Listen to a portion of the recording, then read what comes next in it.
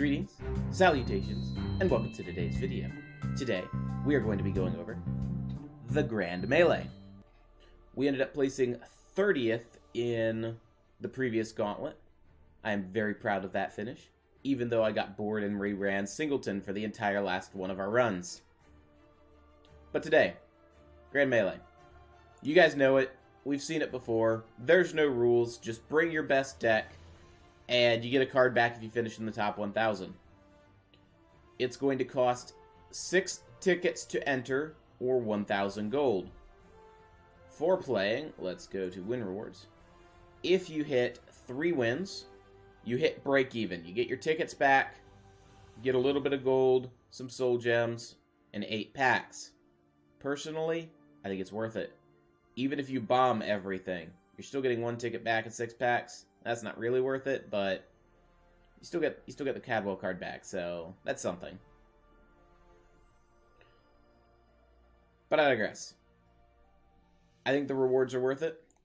What you get for your rank rewards is Ascending Gold and the Premium Mages Guild card back. There we go. As I say, which is not cooperating, but finally popped up here. I think it's a pretty neat card back. It's really nice if you like that Mages Guild feel and want to have a mage deck. You now have a very thematic card back you can use. I like it. The premium effect is meh. The premium effect's okay. I like the mist. The gold shiny. It's just a solid card back. It's not going to beat my Lich. I'm not going to replace my Lich with it because I like my Lich card back. But I digress. What decks are we going to be using for this? So I've laid out 3. The first, you guys knew it was coming. It's Banelord. I think it's probably the most solid of the decks I have. It has the widest array of decks that it is favored against, including most aggro. I say most. Token aggro can be sketchy, but it can deal very well against Battle Mage, warded aggro, mid-range aggro, just because of the curses being able to bypass wards and take out large creatures with relatively low effort. The Call Dragon provides you a lot of late-game potential and allows you to outvalue your control deck opponent, as well as the typical Galening in either Necromancers or Grey Fox, and then just using Grey Fox to steal all of the control tools from your opponent. So we're not going to dwell on that too long. If you play this deck, expect your matches to go 20 to 30 minutes. Unless your aggro opponent is nice and concedes once they realize they've lost, just because it's going to take you a bit of time to build up a board. And if you run into a control versus control matchup, I'm just going to say get comfy. If you're looking for something quicker, but possibly less wins, Zombo. Our mid-range consume Sorcerer. It's very good because it has the ability of playing multiple bodies per turn, using Ill-Fated Scholar and Alfeet Conjurer. It has card draw, so it's going to try to outvalue your control opponent. Say, okay, I played 2 creatures. Oh, you're able to play 1 removal? Okay, I play 2 creatures. Okay, you removed it. I play creatures that are otherwise difficult to remove due to their health.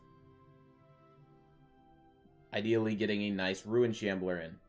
It's just, you're going to make them, they will either have what they need to control you in the early game and then run out later, or they won't have what they need when they need it, and you will steamroll them.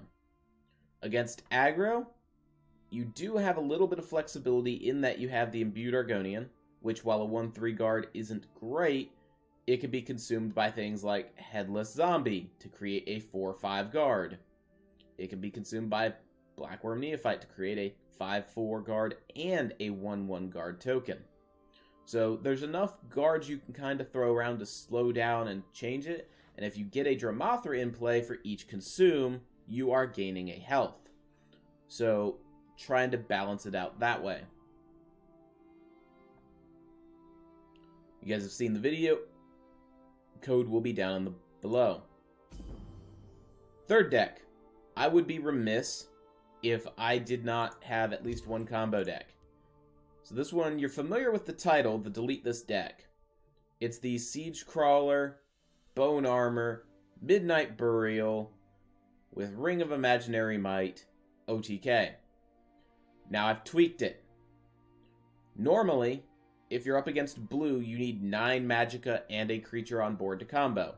Because you have to play Midnight Burial, shuck 2 Siege Crawlers, then you've got to play a Bone Armor, another Bone Armor, and then a Ring of Imaginary Might. I've pulled out 2 of the 4-drops and 1 of the Dark Rebirths, and in place I have added 3 Skilled Blacksmiths. Because, since you are playing 3 items in 1 turn, he allows you to, assuming he is on board already, combo on turn 6. Because you are only playing 3 Magicka for Ring of Imaginary Might, 1 Magicka for each Bone Armor, and still the 1 for Midnight Burial. Moving it up from turn 9 to turn 6 greatly increases the number of decks that you could just straight up race, tanking the damage to your face and using your opponent as card draw. Also, if you happen to have, say, an Ageless Automaton on board, he becomes a 42-39 attack creature with Breakthrough, which means that even if on turn 6 your opponent miraculously has an Iron Atronach in front of you, you can still break through that Atronach and defeat your opponent. Alternatively, Mammoth, again, just getting you the breakthrough.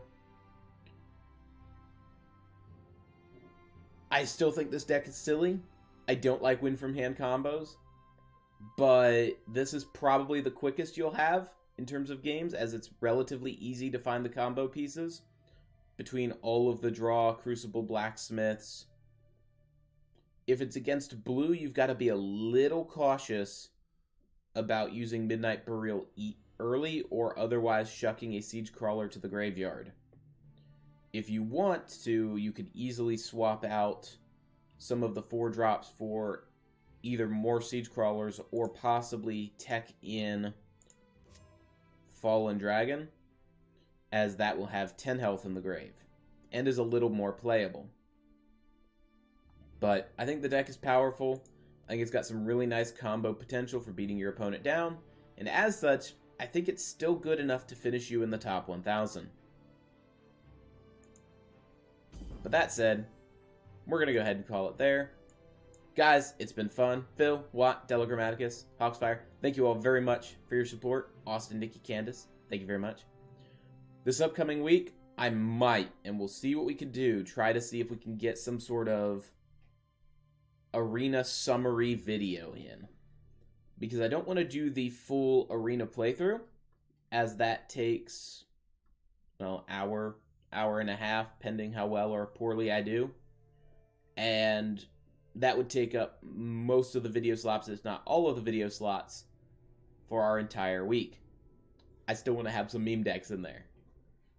So I'm going to try to see if we could do like a highlights video of this is the arena run. We'll do the draft and then maybe 1 or 2 of the really good games. And then show off the results. So if you guys like that, let me know. If you want to see the full arena playthrough, we stream on Sundays. And we do also TESL Asia on Tuesdays. Feel free to stop by. This Sunday we'll be doing our Gauntlet playthrough and then just memeing around, possibly doing an arena, as I'm really close to hitting Legend. I am currently in rank 1. And if I can hit Legend, we might be able to see how high we can push, and possibly start trying to see if we can get top 10 Legend, which would be really cool. But I digress. Have you guys a great evening. Good vibes to you. Have a great night.